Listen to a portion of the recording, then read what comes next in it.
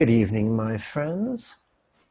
Let's explore the second chapter of the Tao Te Ching.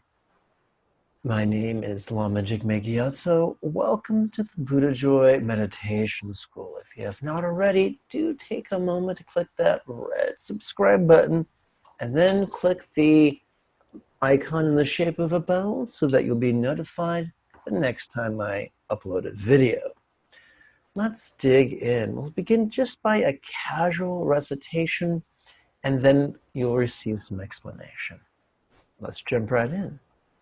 Tao Te Ching, Chapter 2. When people see some things as beautiful, other things become ugly. This is not an indictment on noticing our visceral reaction to things. Natural selection has gifted us with an aversion to things that can harm us and an attraction for things that can benefit us. This is our introduction to interdependence. Ask a particle physicist or a cosmologist. Ask a virologist. Ask a microbiologist. Ask a geneticist. And they will all agree that we live in an interdependent universe. For the next portion of this chapter, let us just relish the flavor of interdependence. When people see some things as good, other things become bad. Being and non-being create each other. Difficult and easy support each other. Long and short define each other. High and low depend on each other. Before and after follow each other. So that concludes the deliciously poetic portion of this chapter that cites all these ways that things are affected by other things and affect other things. Now, before you roll your eyes and chant, no duh, let's see how the author, Lao Tzu, throws us a curveball. Therefore, the sage acts without doing anything and teaches without saying anything. Now, this is a reference to simplicity. In the Tao Te Ching, Lao Tzu mentions 3 treasures: simplicity, patience, and compassion. Simplicity is not easy to generate, and its training requires patience.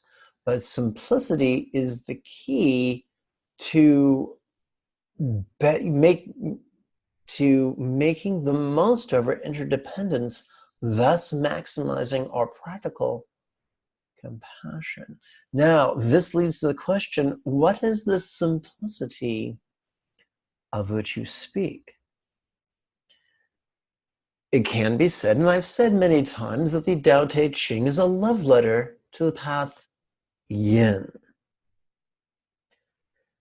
Yong's foolishness often manifests in scatteredness or in contrivance. A great example of scatteredness is when you blow up a balloon and you release it, and it just goes all over the place, randomly, like a kid on too much sugar. That's scatteredness.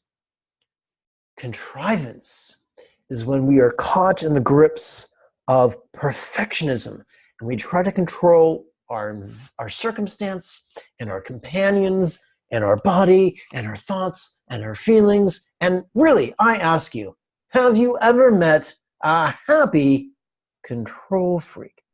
No. No, you haven't. Not even one.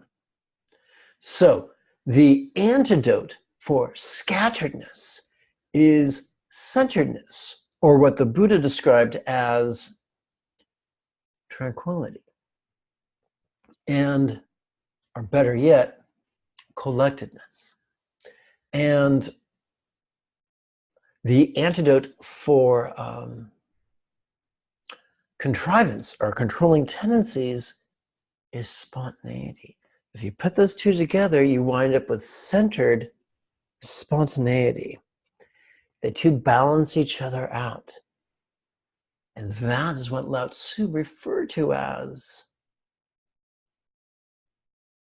simplicity. In the 40th chapter of the Tao Te Ching, he teaches how this simplicity is yielding. Let's continue. Things arise and she lets them come. Things disappear and she lets them go. Does this sound familiar? It should. She has, but does not possess, acts, but does not expect.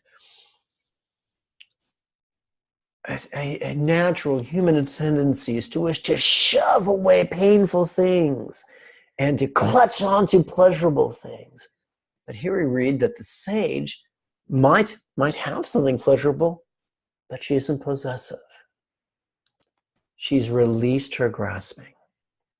And she's able to act without expectation. Savor that for a moment. In psychology, we are told that there are two types of motivation, extrinsic and intrinsic. Extrinsic, where we hope for an external reward, whether money or prestige or fame or adulation or what have you. Intrinsic motivation is where we long for a self-reward. You know, we do something because it's pleasurable, or because it makes us happy, or because it gives us peace, or because if we don't, we will feel guilty. But what if there was a third type of meditation? Not extrinsic, not intrinsic, but atrinsic. No motivation.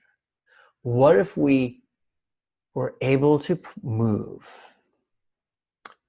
and act intellectually and verbally and physically from a place of centered spontaneity with no intention?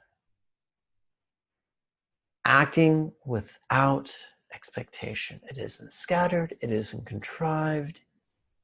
It's the union of centered spontaneity. But wait, there's more. When her work is done, she forgets it. That is why it lasts forever. Oh, how sad is the cliche of the young man or young woman who peaked in high school, and they spend the rest of their lives polishing their trophies and telling tales of high school glory. That is sad indeed. Whether the results of our actions are grotesque or glorious, the sage lets go of them. Let's continue. And that's it. That's the conclusion of the second chapter. I hope you've enjoyed that. So now my question to you is, what are some of the ways that interdependence has captured your attention and made you kind of clingy? Tell me about it in the comment area below. If you've enjoyed this video, give it a thumbs up and share it with your pals on social media. The Buddha Joy Meditation School's ability to offer free videos is due to the generosity of patrons who make a monthly donation through PayPal. If that interests you, you're welcome to find the links below the video. Until next we speak, may you and yours be healthy and happy.